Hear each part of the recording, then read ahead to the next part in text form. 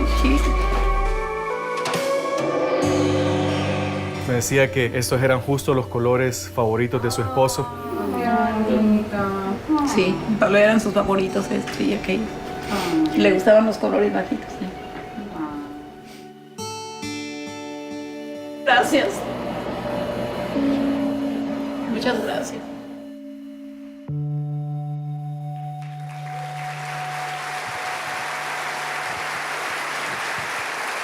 ¿Existe alguna otra manera? Y es maravilloso cómo se puede bendecir a la gente en todo el mundo, en todas partes, y cómo se puede ser un canal de bendición, ¿no? Transmitir eso que tanto tenemos. Así que el aplauso va para ustedes, mi querido, que ustedes lo hacen, que siembran. Esto es parte de la iglesia. Ese aplauso tiene que ser gigantesco porque hay gente bendecida por este río que no se detiene, ¿sí o no? Muy bien. Hace algunos años atrás, no tanto, hace algunos años atrás, en determinado país me invitaron a un congreso de líderes, a un congreso de personas que ya están involucradas sirviendo al Señor de alguna u otra manera. Y esa mañana pedí algo inusual, no solía hacerlo, pero repartimos unas pequeñas tarjetas y pedí que anotaran en esa tarjeta alguna historia íntima de dolor o algún tema de sufrimiento, algún sufrimiento crónico, algo que los estuviera realmente preocupando. Y se suponía que al ser líderes no había mucho para contar. O sea, no como si estuvieses al aire libre, en una reunión donde la mayoría no conoce al Señor. Pero todo lo que leí aquella mañana, aquella vez, todavía resuena en mi mente, ¿no? Porque eran frases muy sórdidas. Mi esposo me abandonó, a nuestros 4 hijos y a mí. ¿Qué les digo?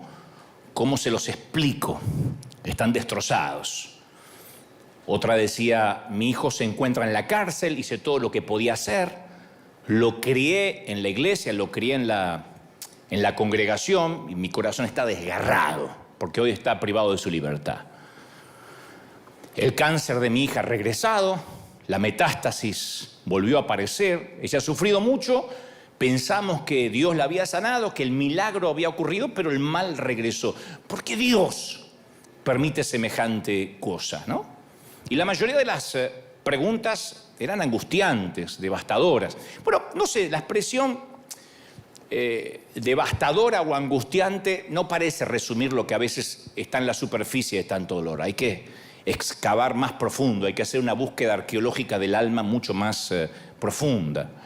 Y si alguna vez atravesaste una tormenta en la que te encontraste diciendo como esta gente a la cual le pedí que anónimamente escribiera lo que le estaba pasando, si alguna vez atravesaste este tipo de tormentas en la vida, estos infortunios, y dices, yo no sé, no voy a poder superar esto.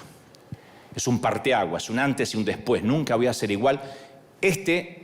Considero es el mensaje que deberías oír, escuchar. Si dices, no sé cómo voy a salir adelante, no sé cómo se hace para rearmar los pedazos rotos de mi vida, ¿no?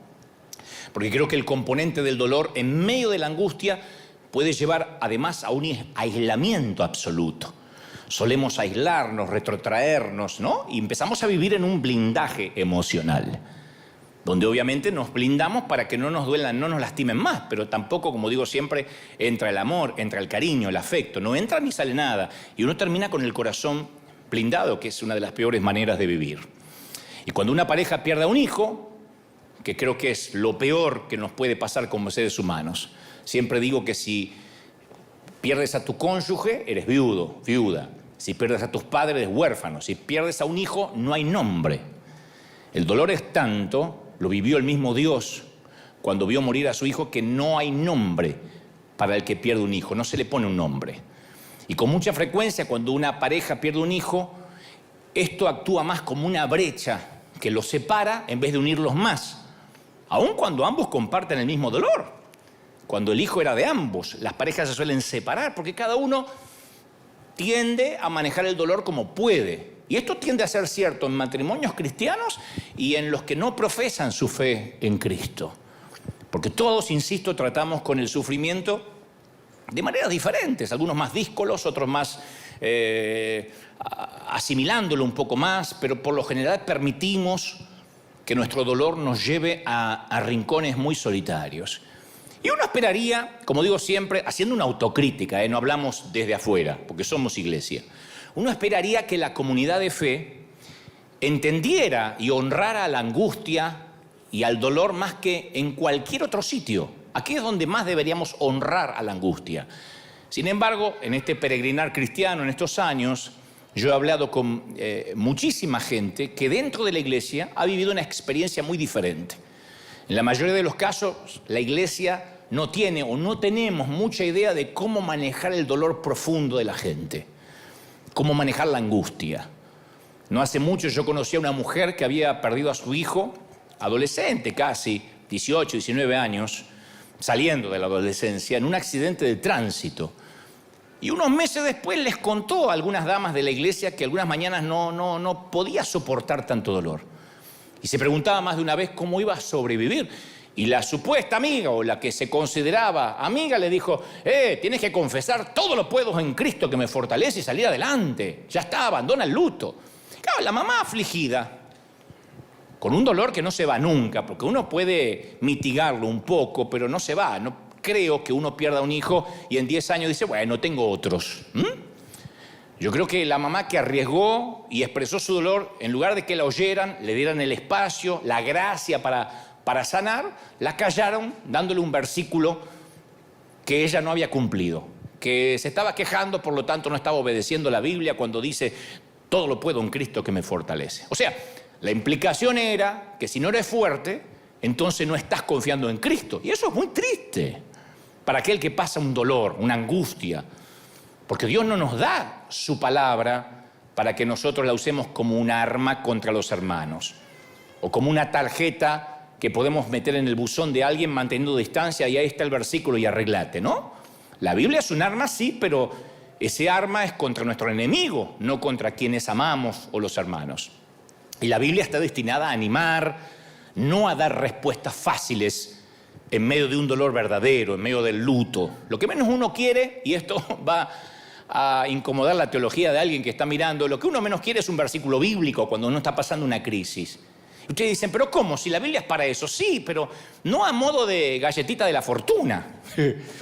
No es como ir a Panda y a ver qué me sale. Y no, porque a uno le duele.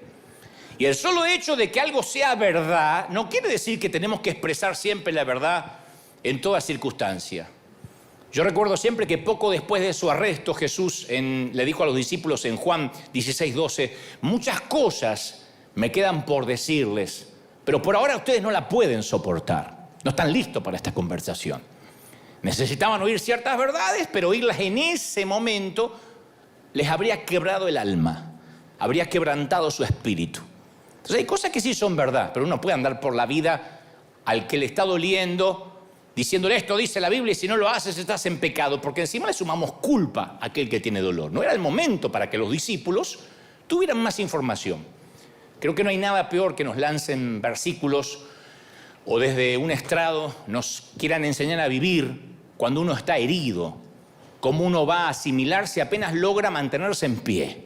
Estoy hablando de cosas que, esos infortunios, esas tragedias que cambian tu vida y la convierten en un infierno de la noche a la mañana.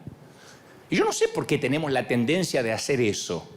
Digo, de querer arreglar a quienes sufren, de querer remendarlos, de querer poner un apósito y que todo se termine. ¿Por qué creemos que el sufrimiento es una vergüenza? ¿Por qué sufrir está mal? Por algo tenemos los lacrimales en los ojos, para que se vea que estamos llorando, ¿no? Podríamos llorar por otra parte sin que se vea. Pero no sé, yo creo que nos sentimos, me parece a mí, ineficaces en nuestra fe si no hacemos que el dolor desaparezca en el otro, como que sentimos que no estamos haciendo bien porque el otro todavía está sufriendo. ¿Pensaremos que la bondad de Dios o que el poder de Dios se menoscaban cuando uno de sus hijos anda por ahí cojeando herido, que Dios perdió el poder? Pues la mayoría, cuando enfrentamos el sufrimiento, tenemos un montón de dudas respecto a las cosas básicas que creemos. Se nos mueven las convicciones. Estás orando, para que tu padre se sane y tu padre parte con el Señor, como me pasó a mí. Yo sé que teniendo 20 y pico de años, que se le juntó todo, más el COVID, pero uno así tiene preguntas, Señor, y era el tiempo. Uno se lo va a preguntar aunque tu abuelita se muera a los 122. Ay, tan joven, vamos a decir. Es que después del dolor llega el interrogante, la duda casi como un acto reflejo, ¿no? Un montón de gente pregunta, ¿y por qué? Si Dios existe, ¿por qué? El sufrimiento nos lleva a cuestionar las creencias más básicas acerca de Dios. ¿Cómo permite una cosa tan espantosa si Dios existe? Y más cuando están involucrados niños, chiquititos.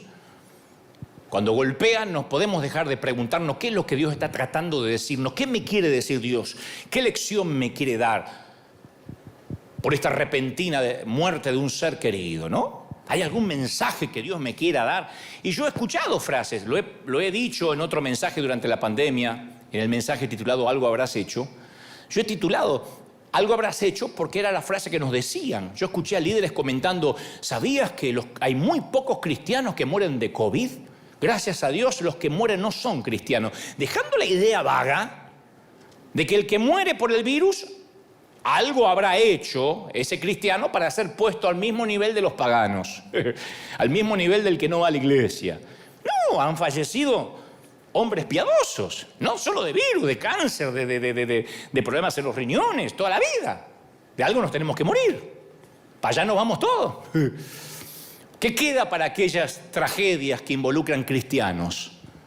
¿Qué quedan? Yo conozco hijos de misioneros amigos que se han enfermado en Chernobyl, que se han ahogado, que han muerto de inanición en Somalia y fueron a servir a Dios. O sea, la fe en Dios, insisto con esto, no es un seguro contra tragedias. A veces pasan cosas y surgen las preguntas, ¿por qué el auto de mi hijo tenía que derrapar por la banquina? Miles de autos en autopista le tocó a él. ¿Por qué un problema coronario que enferma a una persona entre 100 le tocó justo a mi esposo? ¿Por qué mi padre tuvo que ser una de las tantas víctimas del COVID? Bueno, una persona que va a mucha velocidad coquetea con la tragedia en el tránsito. Una persona que vive ingiriendo comida chatarra posiblemente corre riesgo de colesterol y se le tapen las arterias. Alguien expuesto al contagio de una pandemia puede contraer el virus. Las Escrituras dicen claramente que nuestras acciones aquí pueden afectar nuestra salud en la tierra. Salgan desnudos en diciembre y van a ver cómo llegan enseguida a las puertas del cielo. No sé por qué. Y por sonso, ¿por qué va a ser? Entonces, hay principios de la creación que se aplican a cristianos y a no cristianos por igual. Y a mí me sorprende cuando nosotros no entendemos que la gente sufre porque todos sufrimos en alguna temporada de la vida. No hay solo veranos, hay inviernos. Hay otoños. Alguien te va a romper el corazón, alguna enfermedad te va a tocar. Y cuando nosotros a eso le agregamos algo habrás hecho, claro, te enfermas, llegas al hospital y llegan los hermanitos a decir, ¿revisó su vida? Sí, tenía que haberte sacado de los contactos hace mucho, desgraciado. Capaz que algún pecado oculto, o te acusan, no habrás orado lo suficiente, o qué feo. Hermano, te está faltando fe. Y lo peor cuando te lo dice un pastor, esto es porque se fue sin mi bendición. Sí, Señor, llévatelo porque te lo mando y somos dos los que quedamos en terapia, ¿no? Entonces, ¿por qué nos pasa lo que nos pasa? Porque es peligroso, ni siquiera es bíblico que uno se torture tratando de encontrar un mensaje de Dios en el dolor. El mensaje podría ser sencillamente que vivimos en un mundo roto, con leyes establecidas, donde, así como funciona la ley de gravedad, funciona que te puedes resfriar, te puedes contagiar un virus. En nuestro ámbito siempre ha habido dos grandes errores. El primer error, cuando atribuimos todo el sufrimiento a Dios. Y todo lo que pasa es un castigo del Señor. Es feísimo vivir así. Chocamos el auto y es porque salimos sin oración. Yo les dije, así decía mi vieja, mi psicopateaba así. ¿Vieron? ¿Vieron lo que pasa? No, es que papá no ve dos montados en un burro. Papá está ciego. No tiene que ver Dios. El segundo error es lo opuesto, suponer que una vida con Dios nunca incluye el sufrimiento. Entonces, cuando sufres, algo habrás hecho. Claro, cuando más necesitamos esperanza, que alguien llore con nosotros, que alguien nos acompañe en la enfermedad en silencio, con la jeta cerrada. Ahí nos ofrecen una dosis helada de culpa y de duda. Te falta fe, algo habrás hecho. Y si uno acepta que el sufrimiento proviene de Dios como un castigo, como cree el Islam, entonces tendríamos que vivir resignados. La polio, la malaria, el SIDA, la peste bubónica, el cáncer, la fiebre amarilla, el COVID. ¿Para qué luchamos contra ellos si Dios lo envía para darnos una lección? Muramos, ¿no? Con dignidad. ¿Para qué usar tapabocas? ¿Para qué vacunarse? No, Jesús combatió la enfermedad mientras que vivió aquí. Nunca dejó entrever que no hay que luchar. Cuando nuestros hijos se enferman, oramos para que se sanen. Los cristianos más que nadie tenemos el derecho, ¿qué digo el derecho? La obligación de luchar contra el sufrimiento humano. Pero bueno, algunos piensan, no, eso lo mandó Dios. Y otra parte de la iglesia cree el segundo gran error. Creen que la vida con Dios no incluye sufrimiento. Y ahí es cuando se frustra la gente. Porque cuando se enferman, cuando ocurre un divorcio, cuando hay una quiebra financiera, sienten que el trato unilateral, porque Dios no lo firmó, fue quebrantado. Dios no juega limpio, ¿cómo Dios me hace así? Si yo nunca me dejé de congregar. Yo hasta besé a mi suegra un par de veces, le di un beso en la mejilla. ¿Cómo es que me pasa esto? Claro, viste que la mayoría cree tener un acuerdo contractual con Dios. Yo prometo ser buena persona, prometo ser decente, prometo ser fiel. A cambio, Dios va a salvar a mi hijo, Dios va a sanar a mi esposa, Dios me va a conservar el trabajo. Y claro, cuando Dios no satisface las expectativas, porque la vida es así. Yo no soy un predicador que te va a decir, no, todo está bien, créelo, creo. Sí, creemos, confesamos, pero la vida no es un juego de niños, no es un patio de juegos. Y cuando la vida nos pasa, cuando algún infortunio nos pasa, quedamos girando en un torbellino de preguntas, de dudas. Insisto, Dios no trazó líneas. Dios no ha hecho tratos en esta tierra, de este lado del sol. Lo que pasa es que los predicadores por año nos han dicho, te va a ir bien, vas a prosperar, vas a tener el auto del año. No. En la vida todos en algún momento van a necesitar lentes. Ustedes antes que yo, una cuestión lógica. Yo porque antes muerto, que sencillo, voy a estar así, pero ¡que le bendiga! Huesos que se pueden fracturar, dientes que hay que reemplazar. Hay un momento que hay que cambiar el comedor y eso no te lo hace Lighthouse. Próstatas que se agrandan, yo no sé de eso, pero me contaron. Menopausias con calores que no respetan a nadie y te agarran los calores y te tapan y te destapan y te destapan y te destapan, te destapan toda la noche así. ¡Ay! ¿Y qué? ¿Satanás que te está mandando o Dios te está mandando un mensaje? No, es menopausia. Mira cómo se ríen allá, ¿saben? A ver, ¿qué es la vejez? Es la suma de un cuerpo que se va deteriorando. Entonces los cristianos también nos enfermamos. Si no, no usaríamos lentes, fuera de toda broma, no necesitaríamos un bastón en determinado momento. Podemos enfermar. Compartimos plenamente el sufrimiento de este mundo. Pero el énfasis moderno de la sanidad milagrosa, que Dios quiere sanar a todo el mundo, claro, hace que los que no son sanados, aquí tenemos gente en silla de ruedas, gente con ciertas capacidades distintas, y nosotros no podemos decir a ellos les falta fe, porque se van a ir a la casa como que les faltó algo, como que Dios no los ama tanto. Eso es lo peor que ocurre en una noche de milagros, cuando decimos Dios va a sanar. Claro, el que largó las muletas se va feliz. El que regresa a su hogar, empujado por alguien en una silla de ruedas, siente que Dios lo despreció, lo menospreció, apesadumbrado, me faltó fe, que estoy haciendo mal. Y la Biblia habla muy claramente que los creyentes deben responder al dolor de la gente, el que no se sana, el que el matrimonio no se le arregla, el que el hijo no cambia así su orientación sexual como quisiera el padre. Pablo dijo, ayúdense unos a otros a llevar sus cargas y así cumplirán la ley de Cristo en Gálatas 6:2. 3 versículos después dice, porque cada uno llevará su propia carga. Y uno dice, pero Pablo tiene un tema hormonal, dice que cada uno lleve la carga del otro, después cada uno lleve su carga. Parecía que las declaraciones están en las antípodas, ¿no? Como que se está contradiciendo. Pero uno tiene que ir un poco al original griego y ahí entiende la etimología de la palabra carga. El término griego carga que usa al principio cargas, cada uno lleve la carga del otro en plural, se refiere a la carga que podía ser para abastecer la bodega de un barco. No se esperaba que nadie lleve solo semejante peso. Después dice, cada uno lleve su carga en singular, que está hablando de los paquetes que podemos transportar, como un carrión, como una maleta con rueditas.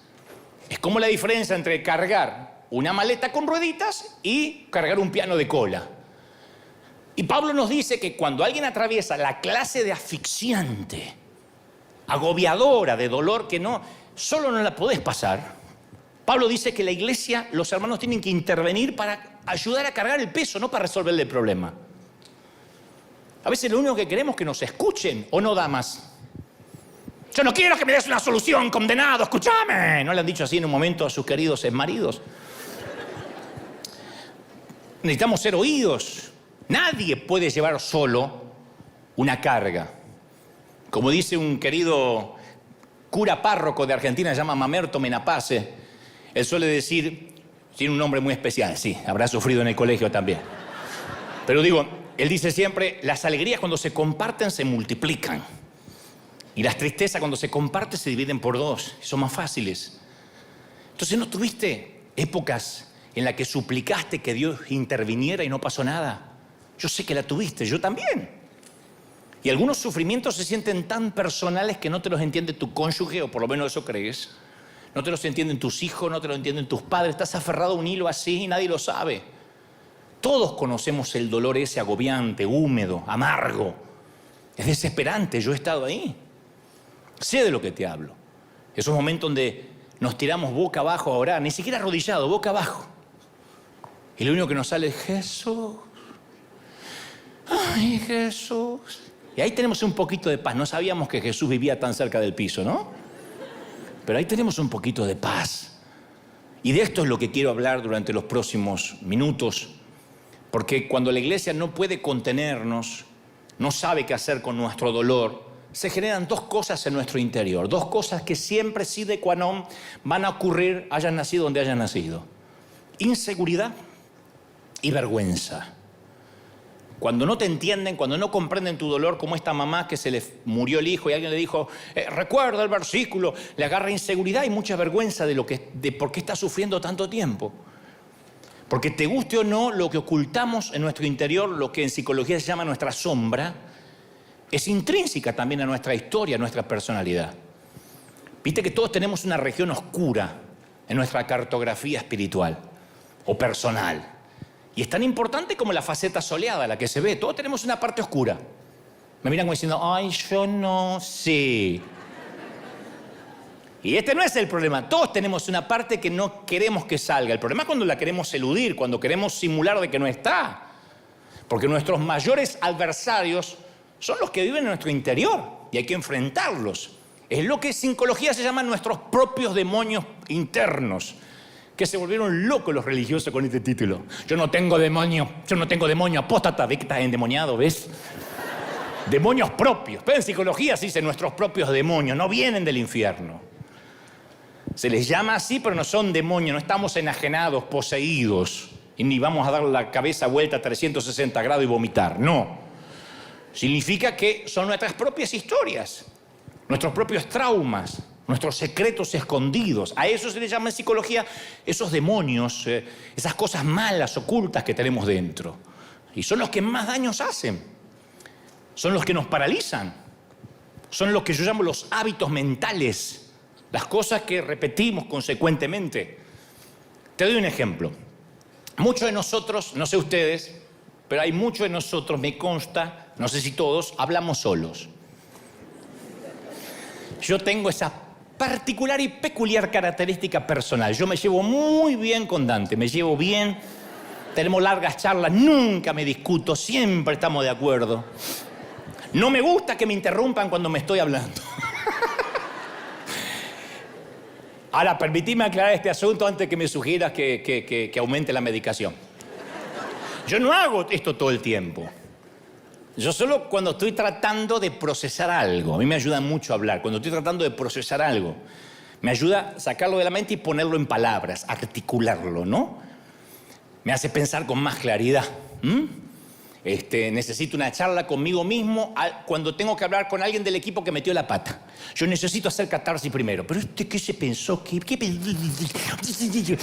¿Cómo me va a hacer semejante cosa? Pero que tiene en la cabeza, no le llega agua al tanque, no tiene los patitos en fila, endimoniados. Y llego, hola, ¿cómo estás? Quería hablar con vos. Ya vine, dejé todo afuera, ¿no? Pero hablé conmigo.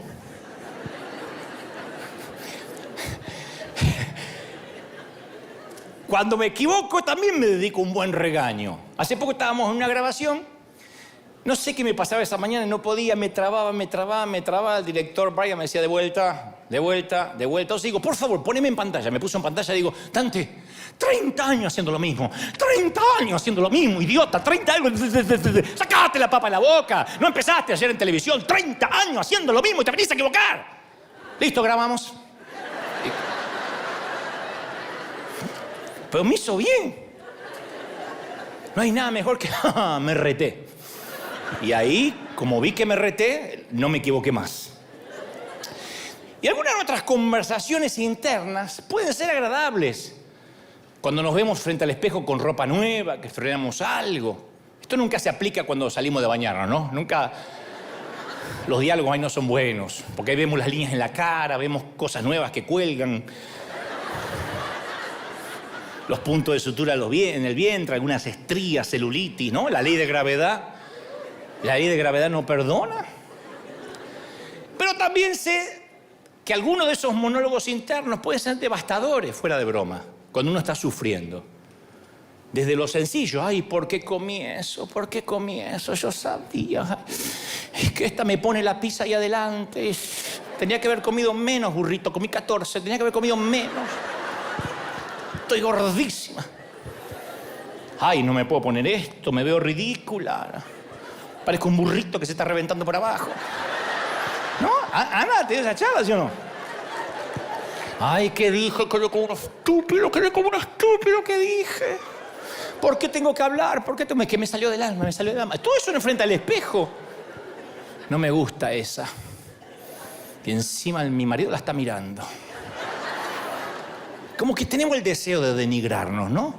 No sé si notaste cómo tendemos a responder los elogios, cómo tendemos a rechazarlos.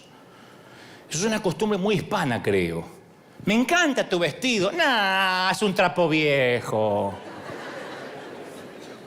¿Te hiciste algo en el cabello? Se ve fabuloso. Nah, tápame las canas nomás, que ya estoy toda canosa. Qué educado es tu hijo. No lo conoces en casa. Hay como un patrón de desviar los elogios que puede estar tan arraigado que no nos damos cuenta. Un día Dios me dijo eso a mí. Me dijo, ¿por qué siempre haces eso? Yo lo sentí fuertemente. Y yo le dije, ¿hacer qué?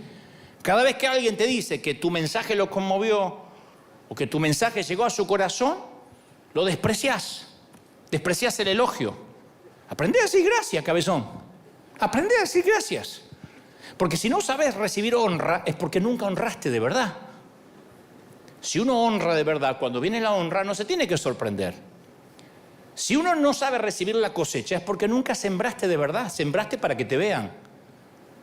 Yo recuerdo una vez, la primera gran ofrenda que recibí hace muchos años, dije, no, yo no puedo recibir esto. Y el pastor me mira y me dice, ahora me doy cuenta que todo lo que has hecho, lo superclásico, lo que dice que sembraste, lo hiciste egoístamente. Le digo, no, lo hice de corazón. Y entonces, si de corazón sembraste, cuando viene la cosecha, ¿por qué la rechazás? La gente dice, no, ya sos linda, no, soy fea. ¿Tenés lindo cuerpo? No, ve que una vaca. Está bien, vaca, no te digo más nada. Se acaban los elogios. Y a mí siempre me resultó muy difícil aceptar palabras que me afirmen. No sé por qué. Capaz que algo de eso proviene, estos son lo que yo digo los demonios internos, de una cultura evangélica en la que yo fui criado, que los elogios eran como un veneno leve. Se te podía subir a la cabeza. Pero la gloria es para Dios, no te la creas, ¿eh? Entonces no me digas nada. Viste que hay guardianes de la gloria de Dios, como si Dios necesitara guardaespaldas, guaruras, para que no le roben la gloria. Y no obstante, la mayor parte de mi problema, al rastrearla, me lleva a una convicción que se me formó cuando tenía 5 años. Que yo siempre me creía especialmente un niño torpe, un niño tonto. Y siempre que alguien me decía, una tía, un tío, algo lindo, mis padres me enseñaron a desviar, a despreciar el comentario. Entonces yo razonaba que esa persona que me decía algo lindo era porque no me conocía lo suficiente para ver mi verdadero yo. Vieron que algunas de las dagas verbales que nos dicen cuando somos chiquitos atraviesan nuestros corazones por décadas, por 5 o 6 décadas, ¿eh? Y si no las tratamos, nos perseguirán por años cuando vivamos la vida adulta. Las palabras cortan y ninguna puede cortar más profunda que una frase de un papá, de una mamá. Yo he hablado con hombres adultos, bendecidos, con hijos, con carreras, con ministerios que todavía están escuchando las palabras de muerte que les dijo su papá. Mi papá no me dio cariño, 70 años todavía se está quejando del papá. Madura, che. Pero esas cosas, de algún modo las comprendo porque nos marcan. Yo conozco una dama que es una gran conferencista. Todos la consideran sofisticada, elegante, interesante. Y ella suele contar que carga con palabras de su padre cuando era chiquita. El papá le dijo, no me saliste linda, pero me saliste muy inteligente. ¿Cómo hace sentir eso a una mujer? En una cultura que le da tanto valor a la imagen. Es como que le hubiese dicho, mejor que seas buena en lo que haces porque es lo único que tienes para ofrecer. Entonces la infancia nos siembra muchas minas emocionales que cuando somos adultos en un momento detonan. Hay momentos de la infancia que nos dejan con una leve cojera, pero otros se sienten tan devastadores que nos dejan lisiados del alma. Y las voces, a veces más fuertes, ocultan los espíritus más destrozados. ¿Conocés gente que se ríe todo el tiempo, que te dice, hola, ¿cómo estás? ¡Qué bendición! ¡Está lloviendo! Es un espíritu destrozado, amputado, que quiere disfrazarlo con risa. No es que reír esté mal, pero hay gente que se ríe en momentos inoportunos. Los individuos más gritones, más díscolos, suelen ser los más asustados. Los más tranquilos también tienen mucho para decir, pero no dejan de oír esa voz del padre, del pastor, del maestro que le dijo, cállate la boca. Y a mí me gustaría que fuera diferente en la iglesia. Pero no, en la iglesia parece algo habrás hecho cuando uno sufre. Y ahí uno se siente inseguro, avergonzado. ¿Y sabés por qué la inseguridad y la vergüenza son tan difíciles de erradicar? De quitárnoslas de encima. Porque la seguridad fue lo primero que cayó en el jardín del Edén. Y la vergüenza fue lo primero que apareció por consecuencia. La inseguridad le abrió la puerta a la vergüenza. Adán y Eva se escondieron antes de estar avergonzados, sintiéndose inseguros.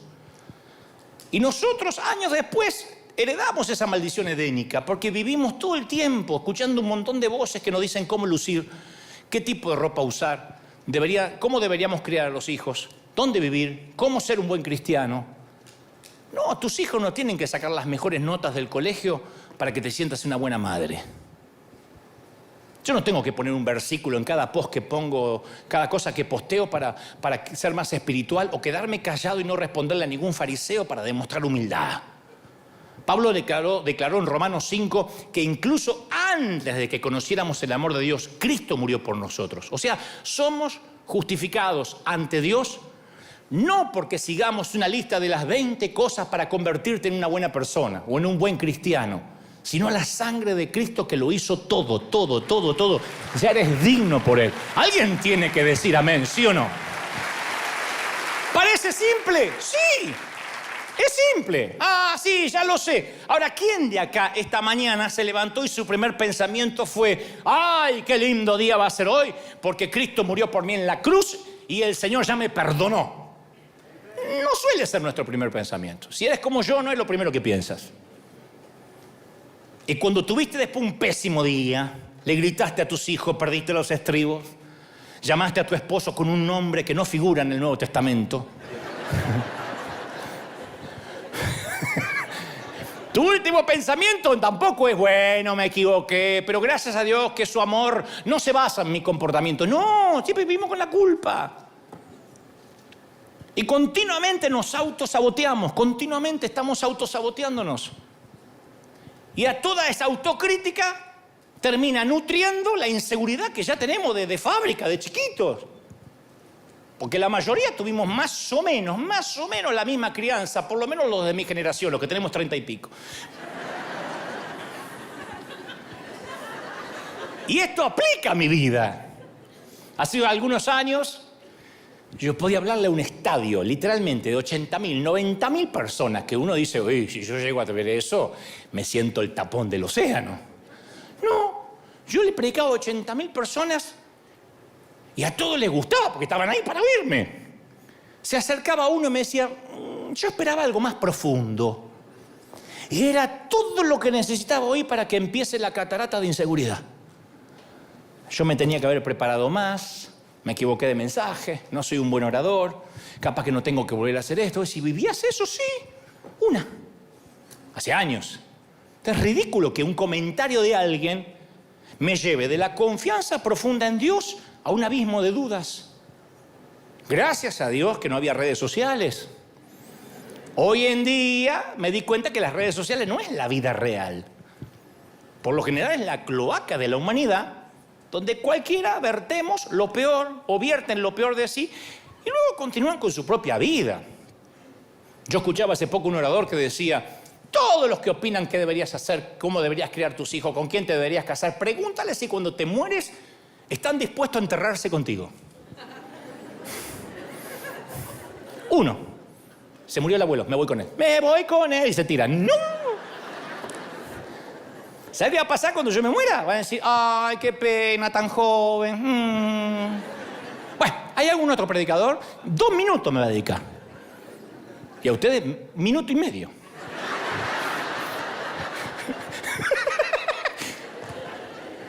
Pero claro, un comentario a veces poco amable, de una mamá a otra, puede hacer que la más confiada de las madres se sienta un fracaso como madre. En la puerta del colegio, una de esas viene y le dice, tu hijo estaba mal en matemáticas, ¿no? Psst. Una crítica sobre tu apariencia puede hacer que no quieras salir de casa hasta que bajes esos kilos, esas libras. No salgo más. No salgo más. Me encierro en la habitación, pásame por abajo una lechuga.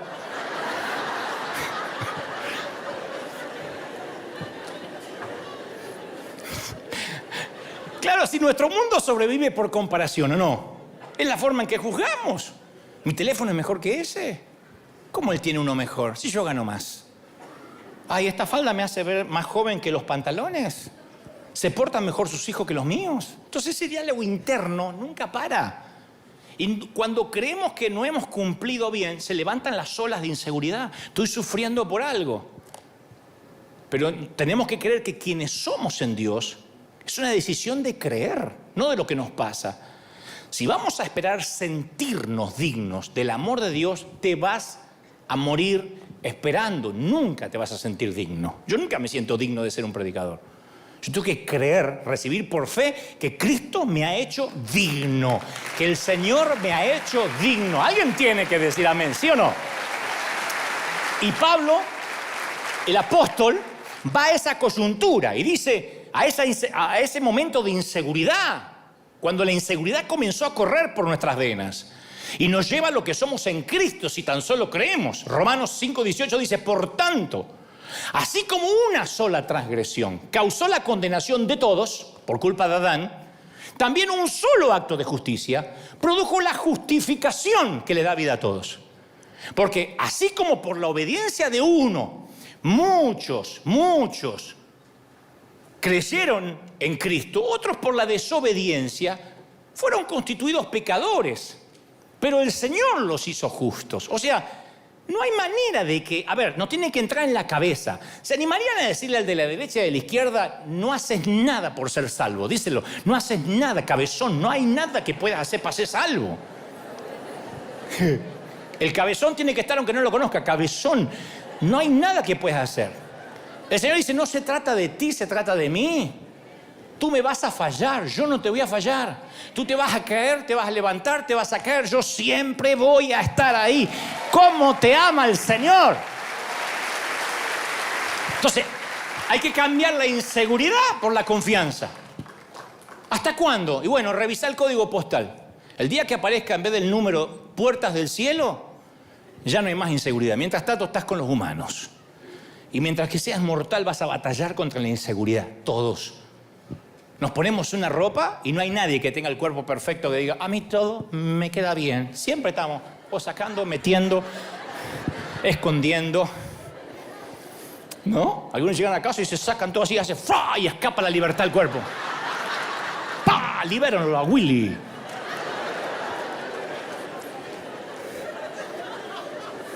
Y está bien. ¿Y qué hace la inseguridad? Hace que otros te manipulen. Compras algo que no necesitas con dinero que no tienes porque los demás lo están comprando. Cambias el teléfono porque todo el mundo lo está cambiando. Terminas hablando, vistiendo, diciendo lo que otros hacen, que es el principal demonio enquistado en las iglesias. Todos hablan igual.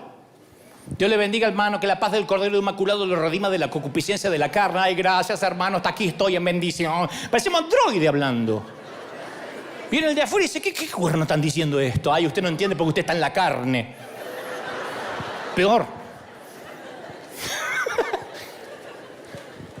Y cuando alguien intenta ser diferente, lo tildamos de apóstata. ¿Qué hace la inseguridad? Impide que seamos auténticos. Yo me acuerdo estar en un sitio, no voy a decir mucho porque estamos saliendo al mundo, pero era un lugar, no voy a decir qué, porque si no se van a dar cuenta, donde todos los predicadores estaban ahí, pero todos hablaban mal en un momento. No, que acá no quiero estar, que vengo porque lo necesito, pero acá no quiero estar. Y yo le digo, ¿por qué no se van? Yo me voy a mandar a mudar, yo tampoco me siento cómodo. No, sí, un día nos vamos a ir, un día nos vamos a ir de acá, un día de esto. Ahora porque me viene bien, pero un día de esto me voy a ir de acá. Terminé yéndome yo solo. Nadie se fue, el resto sigue yendo, sonríe y hablando por detrás. ¿Por qué? Por la inseguridad. A ver si me voy de acá y la gente me deja de querer. A ver si no pertenezco. La inseguridad evita que ames profundamente porque la inseguridad no te permite ninguna relación significativa, no amas de verdad. ¿Cómo va a amar a alguien inseguro? No te amas a vos mismo, vas a amar al otro. Y lo que es peor, no puedes cumplir lo que Dios te manda. Yo muchas veces antes de predicar, de jovencito, salía y lo peor que me podían decir es, hay un montón de pastores. Había congresos donde estaban los otros oradores ahí escuchándome. Yo decía, ¿quién va a estar? ¿Quién va a estar? Y los que están en el flyer, en el afiche. Pero esos van a estar hoy. Sí. Yo prefería predicar primero, temprano, cuando todos estos estaban durmiendo. Porque cuando se me sentaban ahí, yo me sentía el pequeño Dante de 5 años aferrado a la blusa de mamá. Yo sentía que todos hablaban de mí a mis espaldas. Y ni te cuento si estaba predicando y un predicador le decía al otro, porque no hacen como los futbolistas.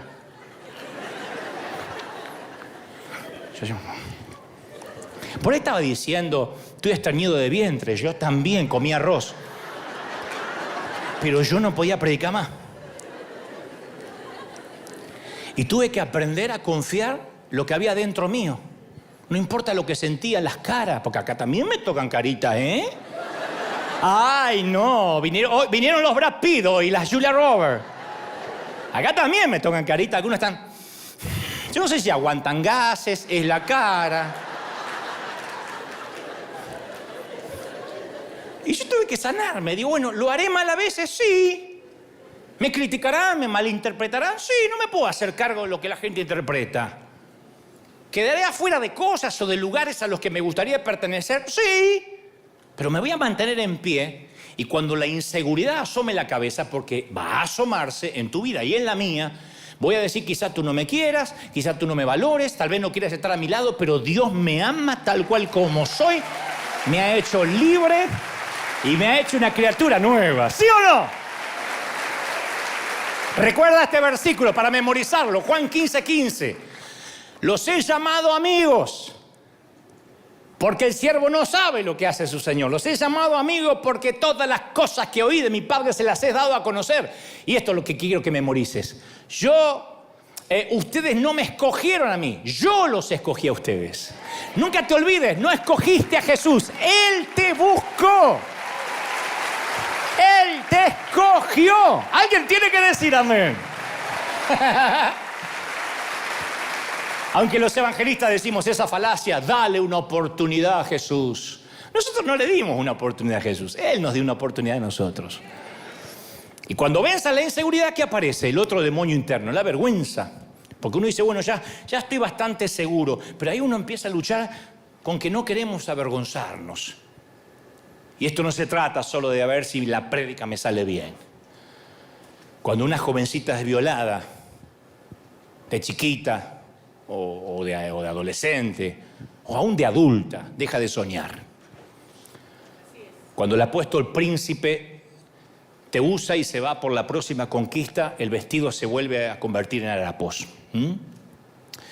Cuando las tiernas palabras se transforman en furia, entonces el espejo se raja de lado a lado, se hace añicos y la belleza se marchita. Eso pasa siempre. El pesado abrigo de la vergüenza reemplaza los vestidos, las joyas, y todo lo brillante se vuelve desgastado cuando te sientes manchado, roto, con vergüenza. Y si el enemigo no puede lograr que seas inseguro, te meterá vergüenza. Es una de las herramientas más poderosas porque se niega a irse. Una vez que la vergüenza se atrinchera en tu corazón y en tu mente, es una intrusa que no va a salir. La vergüenza es mucho más sutil y penetrante que la culpa, ¿eh? Imagina que alguien te acusa de un delito que no cometiste. Te hace pasar por todo el momento vergonzoso de la corte, te arrestan, te desnudan, te revisan de arriba abajo, te encarcelan, te humillan. Logras tener tu día en la corte, el juez dice las palabras esperadas, inocente. ¿Qué hace el juez? Hace desaparecer la culpa. Se borra tu expediente. Los funcionarios de la prisión te devuelven la ropa, tus efectos personales, sale a la luz del día, pero la vergüenza no se va más. Esto me sucedió a mí en una empresa que yo vendía instrumentos musicales, era el gerente, me acusaron de ladrón, yo tenía 21 años. Yo era el gerente de venta más joven y me acusaron de robar. No pudieron probarlo, pero la vergüenza tardó años en irse. Entonces la culpa puede o puede no ser una realidad, pero la vergüenza se siente como una esencia. Es mucho más grande que lo que hiciste, es quién eres. Y te rodea como un perfume barato. No se va. Es muy diferente al bochorno, al momento vergonzoso. Predicaste con un perejil en el diente. En un momento se te voló la dentadura, y la gente que está ahí después se olvida. La vergüenza no. El momento vergonzoso se va con el tiempo, la vergüenza no. Hablo de la vergüenza por sentir que algo anda mal contigo, que eres un producto defectuoso. Vergüenza por mi infancia, que no puedo hablar mucho ni me gusta que me pregunten. Vergüenza por un aborto secreto. Vergüenza por una aventura amorosa. Vergüenza por aquella vez que intenté suicidarme. Vergüenza por mi alcoholismo, por consumir porno. Vergüenza por una violación cuando era niña. Vergüenza por lo que hice para causarme un aborto involuntario a las 17 semanas. Vergüenza por cómo son mis padres. Vergüenza de que conozcan a mis hermanos. Vergüenza por cómo se comporta mi cónyuge. En ese congreso que te conté, una de las tarjetitas decía escalofriantemente: yo sé simplemente, Dante, que para todo el mundo sería mucho mejor que yo no hubiese nacido. Y eso incluye mi familia. Y a medida que leía cada tarjetita, yo sentía el peso de la vergüenza, que sus pesados secretos los estaba hundiendo como un ancla al fondo del mar. ¿Cómo esa gente va a salir adelante? Y la vergüenza es el gran aislador, te aísla. Tiene su propio vocabulario, su propia fetidez peculiar, es pútrida. Porque escuchas siempre una voz: alguien te va a ver como realmente eres. Un día te van a descubrir. Yo cuando era más joven me horrorizaba escuchar el teléfono. Tenía siempre, debe ser por la acusación de ladrón que me habían hecho, pero yo tenía siempre ese miedo. El primer timbrazo en mi corazón temblaba. Siempre esperaba como una mala noticia, y la mala noticia era que estaba yo a punto de ser descubierto por alguna cosa. No había hecho nada por lo cual ser descubierto. ¿Pero por qué reaccionaba de este modo? Era algo que arrastraba de la niñez, vergüenza. Yo tenía vergüenza de ponerme short porque mi mamá me decía: naciste con las patas flacas de tero, pero lo importante es que sos exótico, hijo. Sí, un tero exótico. Yo tenía vergüenza de que me salían granos porque teníamos perros, y los perros de nuestro tiempo eran perros marca perro, cruzado con lo que se cruzaba en la calle. Si había una vaca, era un perro vaca. No era como los de ahora que van a la perruquería y se visten mejor que el dueño. No, eran perros. que comían la comida que comíamos nosotros. Ya, que hay hueso, hueso. Un día el perro quedaba así, con un hueso de pollo, a traer otro perro. Así era en casa. Y tenían pulgas, muchas pulgas. Nuestra mascota no era el perro, esa era la bodega de las pulgas. Nosotros teníamos pulgas. Y a mí me picaban las pulgas y era el emporio de las ronchas. Yo estaba todo así, todo grano. Me rascaba por todos lados. Pata flaca, con grano, era hop. Me rascaba con una teja así. Y esa me fui arrastrando. No, me costó mucho ser un tipo seguro. Me costó mucho. Pararme ante la gente, como me paro, ser auténtico. Fue una tarea. No es que, ay, el Señor me eligió porque yo era todo esto, era un dechado de virtudes. No, era un bichito. Y sentía que en cualquier momento podía quedar expuesto, sin importar que haya hecho algo por quedar expuesto. Porque la vergüenza es una tormenta que ciega la verdad. Se siente abrumadora, implacable. Entonces bajamos la cabeza y la dejamos bramar. La vergüenza puede tener dos enfoques. Aquella como la mía, que proviene de algo que no hicimos, que a pesar de no haber hecho algo, sentimos que merecemos sentirla. Es nuestro sucio secreto. Y la vergüenza también puede provenir de algo que hicimos, que tenemos terror de que se descubra. Un poderoso secretito que nos mantiene prisioneros. Y el enemigo se esfuerza mucho en hacernos creer sos el único que vive así en la iglesia. ¿No ves que los demás no tienen secreto? Algo habrás hecho. Eso es una mentira monstruosa. Encima vamos a la iglesia y los predicadores se muestran impolutos, que en vez de venir en Uber vinieron en un carruaje de fuego. Entonces uno dice, wow, yo soy un desgraciado. Entonces, ¿qué gana? La inseguridad y la vergüenza. Demonios propios, privados, cadáveres en el closet. Y recuerda las tarjetas anónimas de este congreso que te conté, que eran líderes experimentados a los cuales Dios se les placía usar. Sin embargo, el enemigo los atormentaba con vergüenza e inseguridad. Y capaz que es porque confundimos eso de merecer y ser dignos. Porque nos bombardean todo el tiempo. Mereces ser joven. Ah, ¿te divorciaste? Está bien, mereces ser joven y divertirte. Ahí tienes el auto que mereces. Todo el mundo merece ser feliz. Eres un siervo de Dios, mereces que te honren. No, yo escucho esto y me estremezco. Porque es ridículo. Yo no merezco volver a parecer de 21 años. En todo caso voy a parecer un viejo operado.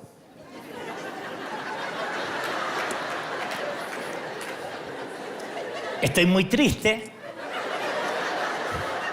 Con la cara hinchada como un boxeador que recién se levantó de tanto botox. Pero no voy a parecer nunca joven. Y tampoco merezco que me honren porque predico, porque estoy haciendo lo que se supone que debo hacer. Entonces, la vergüenza es algo verdadero. Y en la cruz Jesús trató con ella y le dio la orden de desalojo. El Señor tomó nuestro lugar en la cruz, pagó toda nuestra deuda y nos hace dignos, no merecedores. Digno, di conmigo, digno. Y bueno, para terminar, la vergüenza también hizo su debut en el huerto del Edén. Se sintieron descubiertos. Se fueron a cubrirse con hojas de higuera, porque la vergüenza actúa así. Por más que te cubras, vas a seguir expuesto. No me gusta cómo me veo, así que voy y me compro ropa nueva. Y después llegas a tu casa y decís, no sé, algo pasó desde el probador de la tienda hasta mi casa. O se me achicó la ropa o engordé en el camino. No, es que no va a tapar.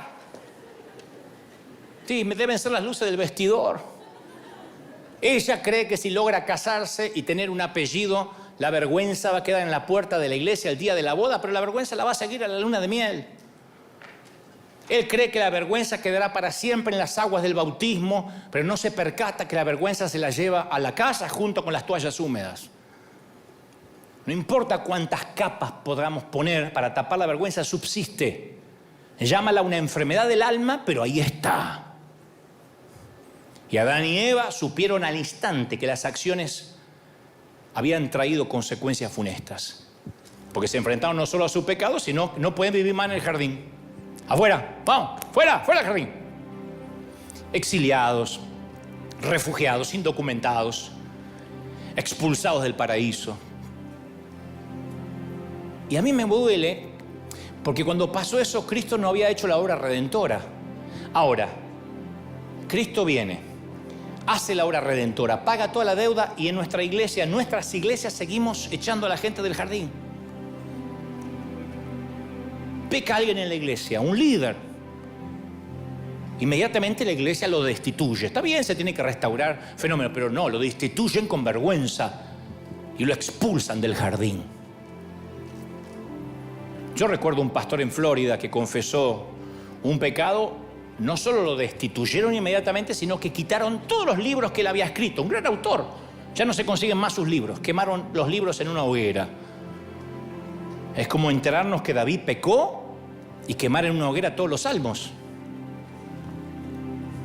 Hay que quemar todo lo que escribió cada uno de los autores aquí, porque cada uno de estos tenía sus roturas, sus problemas serios.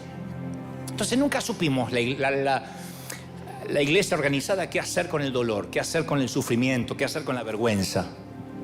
Lo único que aprendimos es rematar heridos, cremar rápido el cadáver y esparcir la ceniza y que ya no se pregunte más por esa persona, para que no sea de tropiezo, expulsado del jardín, sin redención.